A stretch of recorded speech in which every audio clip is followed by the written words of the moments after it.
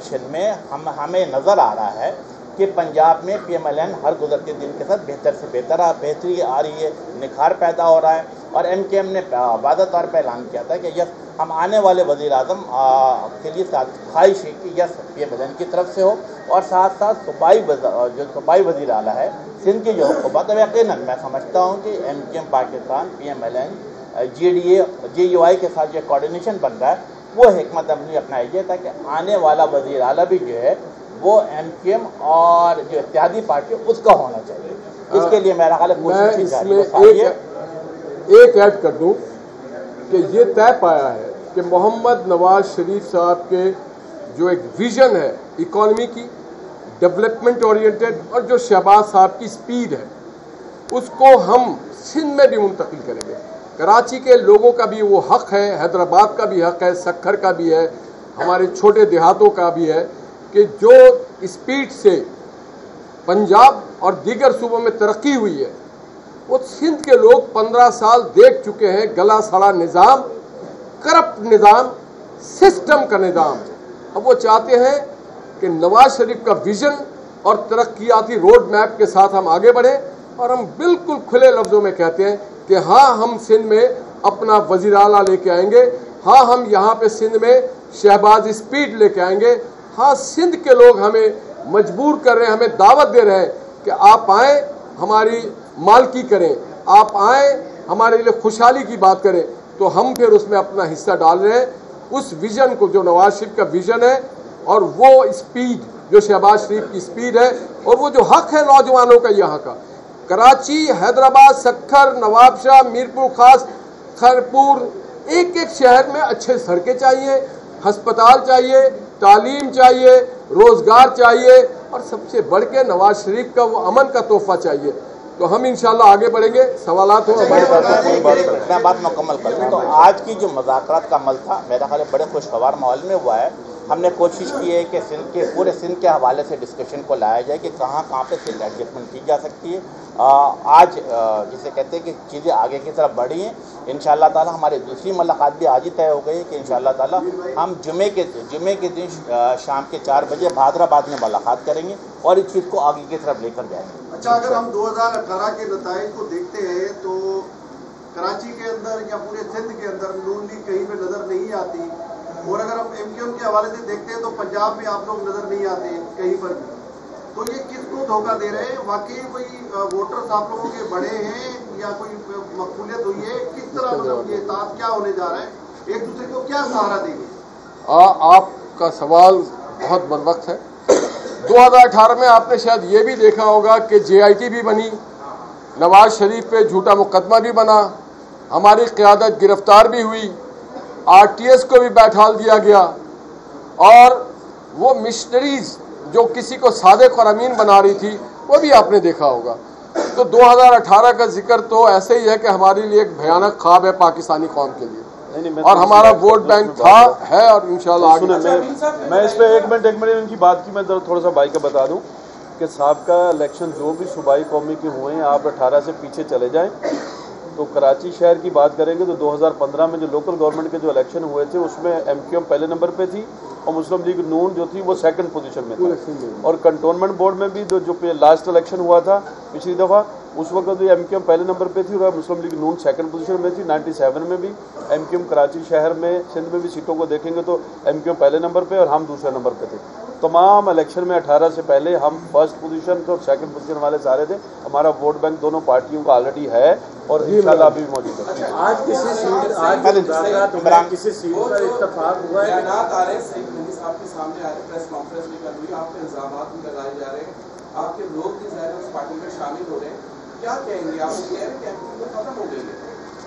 دیکھیں میرا خیال ہے کہ ہر گزرتے دن کے ساتھ ایم کیو ایم پہ نکھار پیدا ہو رہا ہے، اور میں سمجھتا ہوں کہ اگر پچھلے 3 دہائیوں کو دیکھا جائے تو ان تمام جسے کہتے ہیں کہ جبر کے باوجود ایم کیو ایم اپنی جگہ پہ موجود ہے، اور ایم کیو ایم کے جو سیکٹر آفیسز تھے، یونٹ آفیسز تھے، الیکشن آفیسز تھے، وہ ہر گزرتے دن کے ساتھ کھلنا شروع ہو چکا ہے۔ اور اگر جس طرح سوال کیا گیا، میں سمجھتا ہوں کہ پچھلی 3 دہائیوں میں بالخصوص 2018 کی جو بات کی گئی، 2018 میں کیا ہوا उस वक्त MKM के 5000 कारकुनान झीलों में बंद थे, सैकड़ों की तादाद में कारकुनान लापता थे, तमाम यूनिट सेक्टर ऑफिस बंद थे, लेकिन इसके बावजूद MKM आज भी मौजूद है, एक नई तवानाई के साथ, एक ताकत के साथ मौजूद है, और इंशाअल्लाह ताला आने वाले इलेक्शन में MKM भरपूर कामयाबी हासिल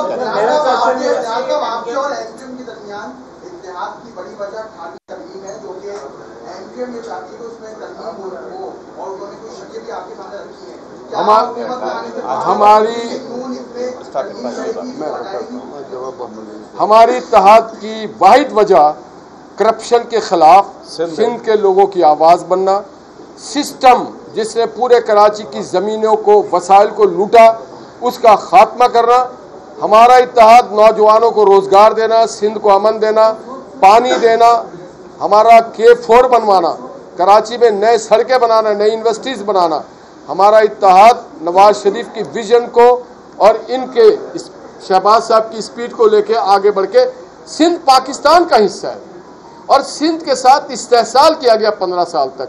अब हम इसको बर्दाश्त मजीद नहीं करेंगे, इंशाअल्लाह ख़त्म करेंगे।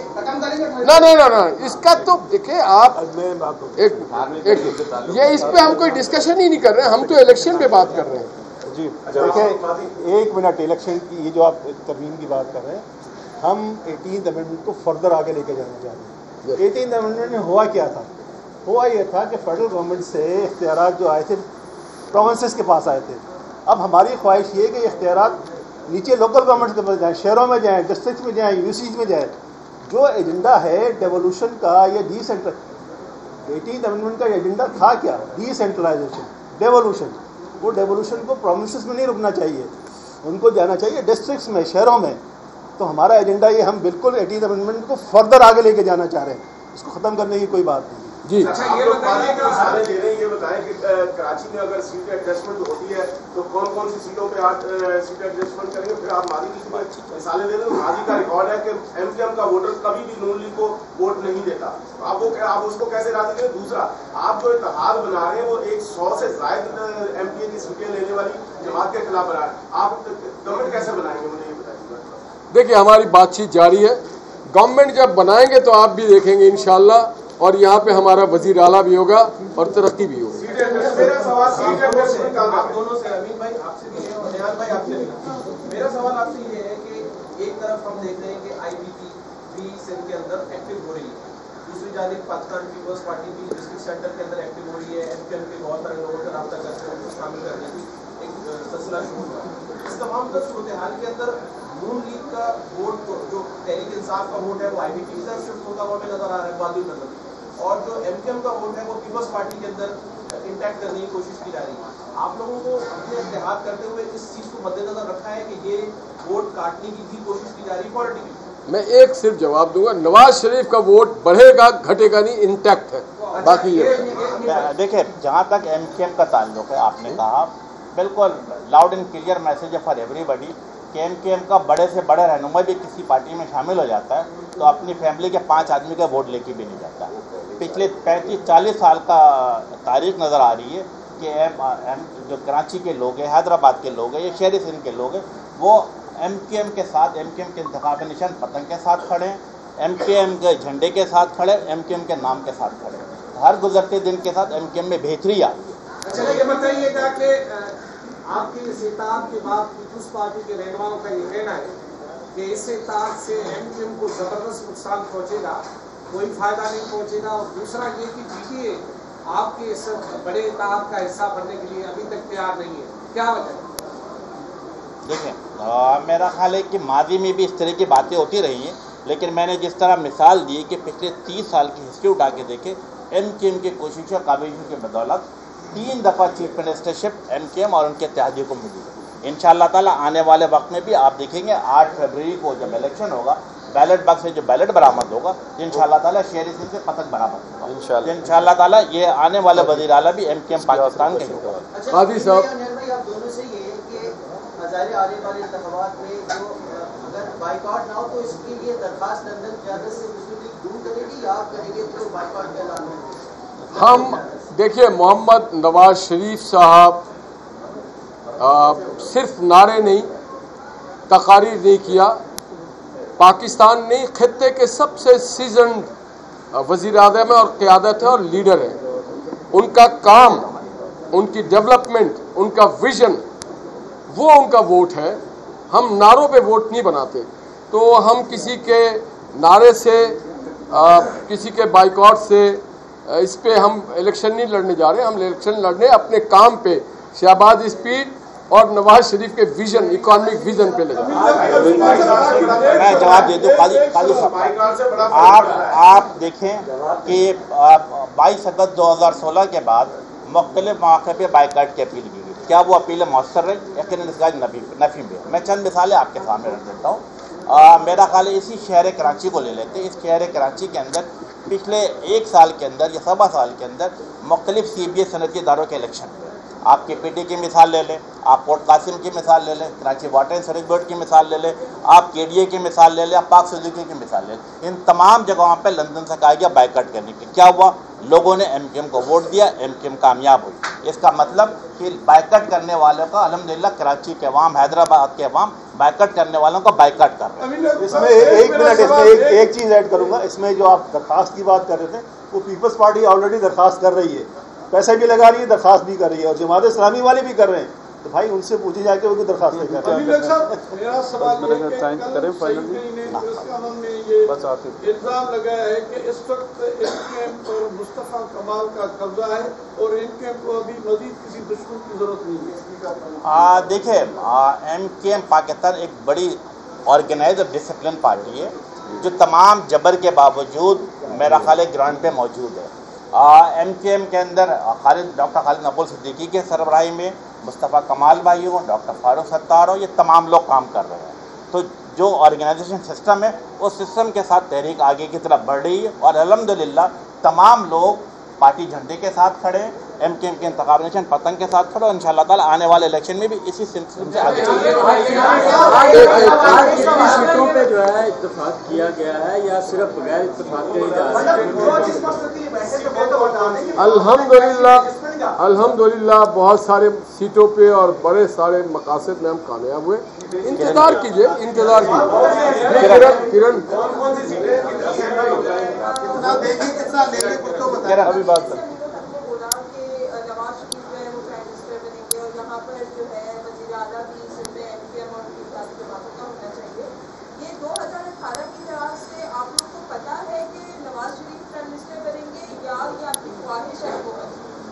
देखिए, पंजाब और पाकिस्तान में जो नवाज शरीफ साहब की खिदमत हैं, जो उनका विज़न है, जो उनकी कमिटमेंट है, कौन ऐसा लीडर है जो कहता है कि अल्लाह ताला हमें मौका दे और अगर हमसे अच्छे कोई है तो उनको मौका दे।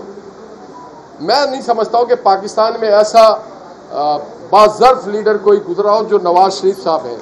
दूसरी बात, मोहम्मद नवाज शरीफ साहब ने हमेशा अपने मंशूर के मुताबिक काम किया है और गाली गोली की बात नहीं की। पीपल्स पार्टी की हुकूमत थी सिंध में, उसके बावजूद थर कोल के डेवलपमेंट में जो उनका किरदार है, जो पोर्ट कासिम के पावर प्लांट में उनका किरदार है, जो कराची इंफ्रास्ट्रक्चर डेवलपमेंट कंपनी बना के कराची के लिए आज भी वो कंपनी काम कर रही है और यहाँ पे तरक्याती काम हो रहे हैं।